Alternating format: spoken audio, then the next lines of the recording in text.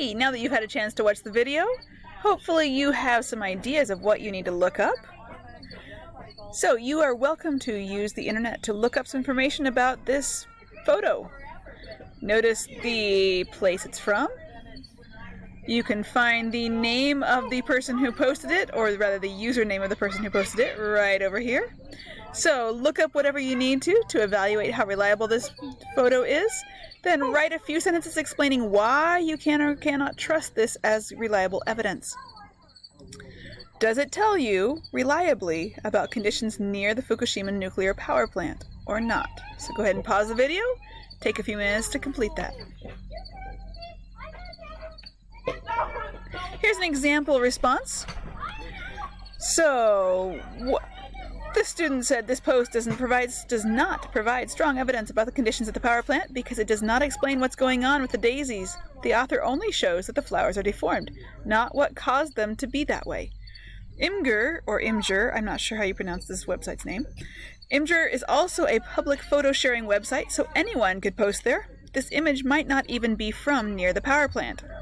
This response gets an A+ because they considered where it's posted, who posted it, and whether or not it really supports the point that it is proving.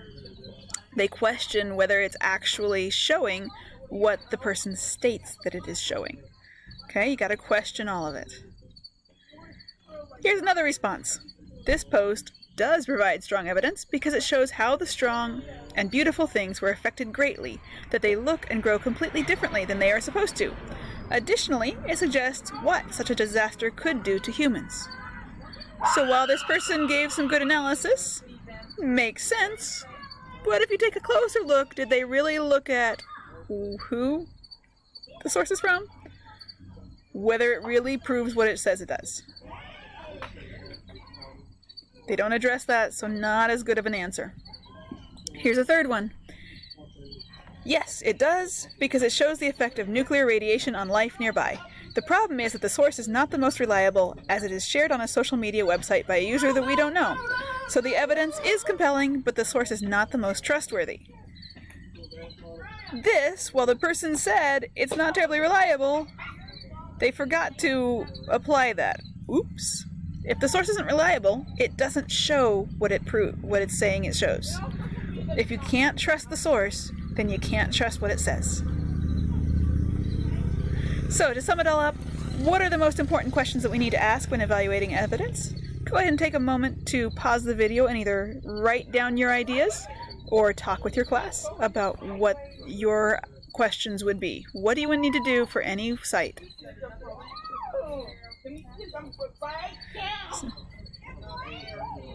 So hopefully you have had a chance to talk about it, and now, what is the source of the evidence?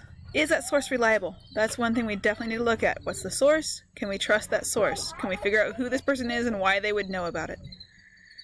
Does the evidence support the claim that's being made? Okay, just because there's a picture that's reliable, does that mean it actually supports what the person who posted it says it supports? Is it relevant to the argument being made, or is it just other outside information that doesn't actually support the claim? So here's 3 other ways you can ask that.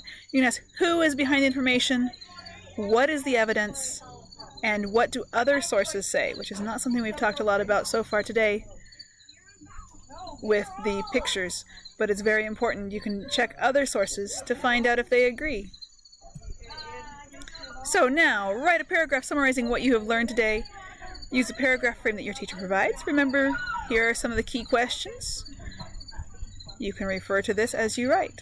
So pause the video and take some time to write a paragraph summarizing what you have learned about evaluating evidence today.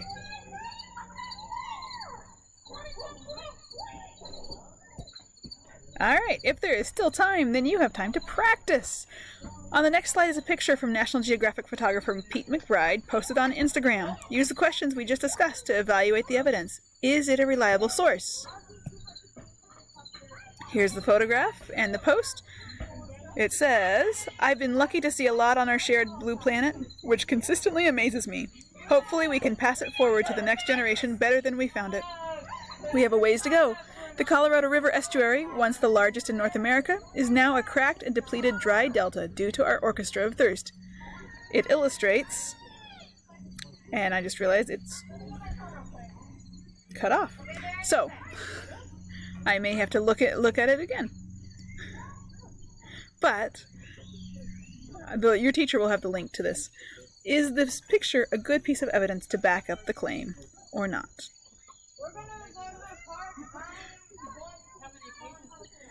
Good luck evaluating the sources.